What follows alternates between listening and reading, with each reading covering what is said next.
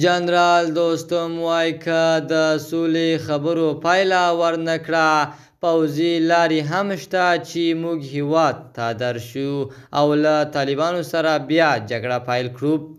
که څه هم د افغان حکومت او طالبانو ترمنځ د سولې له خبرو 2 کاله اوړي، خو په افغانستان کې د تاوتریخوالي زیاتېدو د جګړې د پای ته رسېدو لپاره د خلکو هیلې مړاوې کړي دي.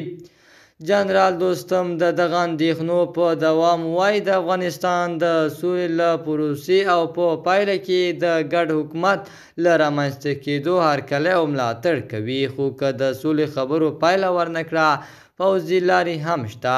دی وایي که څوک په زور په خلکو ځانونه مني، د خپلو ملاتړ کوونکو سره یوځای به یې په وړاندې ودرېږي.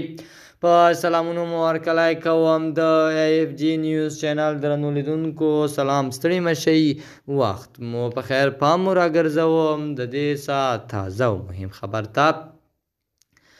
په افغانستان کې د طالبانو حکومت ویان ذبیح الله مجاهد وایي د حزب اسلامي د مشر ګلبدین حکمتیار پر ضد یې هیڅ اقدام نه دی شوی. نوموړي پر خپل ایکس پاڼه لیکلي چې یوازې د ګلبدین حکمتیار استوګنځی بدل شوی، خو اوس په یو مناسبت ځای کې اوسېږي. د مجاهد په خبره حکمتیار صاحب د هیواد یو جهادي شخصیت دی. رسنیو کې خپاره شوي افواهات هیڅ حقیقت نه لري. د هغه عزت، وقار او حیثیت په خپل ځای دی. باوري سرچینو زاویه نیوز ته تایید کړې وه چې طالبانو د ګلبدین حکمتیار په کور چاپه وهلې، هغه یې له کور ویستی او ټول امکانات یې ترې اخیستي دي.